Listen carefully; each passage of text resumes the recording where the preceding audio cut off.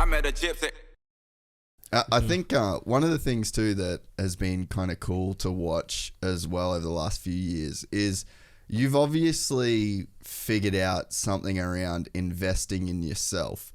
Obviously you invest the time into the training and, like eating right and all those sorts of things. But to make the kind of skate park that you did in your front yard, I mean, like that's a huge investment there as well. So, I mean, at some point along the line, you've really figured out that investing in yourself is a good idea as well. Yeah, for sure. And I think it just comes down to being calculated, knowing what you need to do to progress, or knowing what I needed to do to progress. It was either move overseas to where there's bigger and better skate parks, because there was, there was only concrete skate parks around me, or build a skate park in my house where I can keep up with my level of riding. So it just came down to how I can keep bettering myself, how I can keep progressing. And at that point, I was working out, I was healthy, I was feeling good on my bike, I was riding as much as I can, and all those things. And it was like, okay, how can I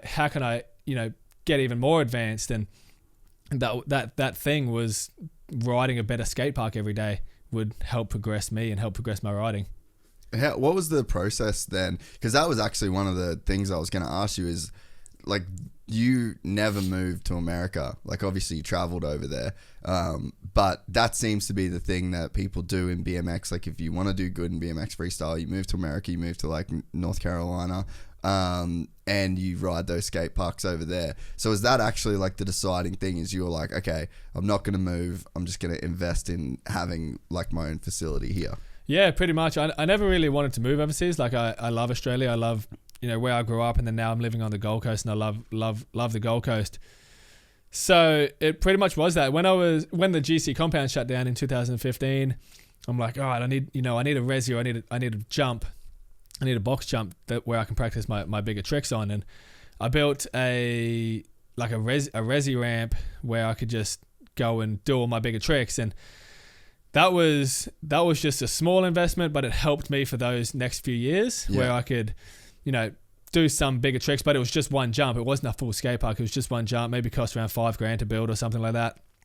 And then it just got to the point, 2018, I was starting to be like, I really need a skate park. Like, I can't just keep riding these concrete skate parks. And my level of riding just sort of plateaued. It just stayed the same. It never really increased over those years. I was just being consistent with riding every day, and I was making my tricks like flawless in a sense. And I could go to contests and do those tricks, but I wasn't doing the biggest gnarliest tricks like some of the other guys, where I was just more consistent than them.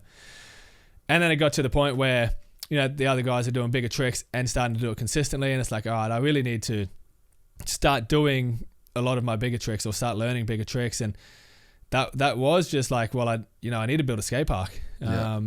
I was looking for a property with enough space, or where I could do it. I didn't want to sort of go out like Jim Boomba ways out west. I didn't really want to go away from the Gold Coast. And I ended up finding a property. It was just over an acre.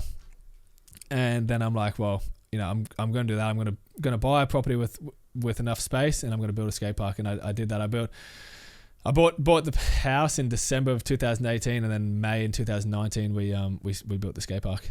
And what was the result of that? Like, did you get out of that what you hoped you would? 100%. Really? It was like, so it's sick. Yeah.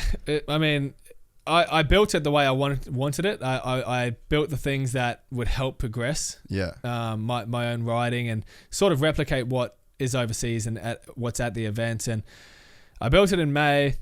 In 2018, I won my first X Games gold medal. In May 2019, I built the skate park, and then in July, X Games came around again, and then I won 2 gold medals. And I don't think if it wasn't for the skate park, I probably wouldn't have won those 2 gold medals. I had learnt tricks. I had been doing my bigger tricks every day at my house, and that helped me win the 2 gold medals, I believed. And that contest there just paid for the skate park. It paid it back. And the biggest goal was like, all right, I'm going to build this skate park to help me get to the Olympics. So it's going to help me do good at each qualifying event to get to the Olympics. And once I had won the 2 X Games golds, it's like, all right, well, no, I don't need to worry about the skate park anymore. That just got paid off from X Games, and now I can just keep riding the skate park and working towards the Olympics. And the biggest goal was to help me get to the Olympics, and then it helped me win the gold medal 100%. So how do you go at your level? Like, how do you go about learning new tricks? So these days it's just about combining new tricks. Every trick's sort of already done, to a point.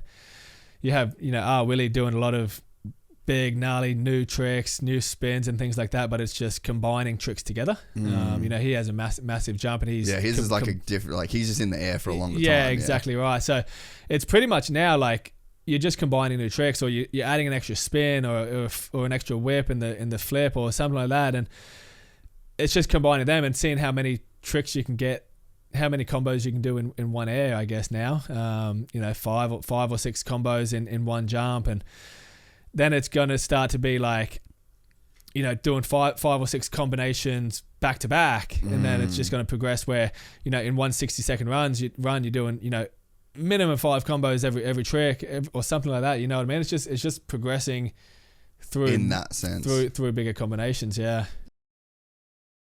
If you enjoyed this content, please like and subscribe. And to listen to the full 3-hour podcast, search Gypsy Tales in your favorite podcast platform or click the link in the description below.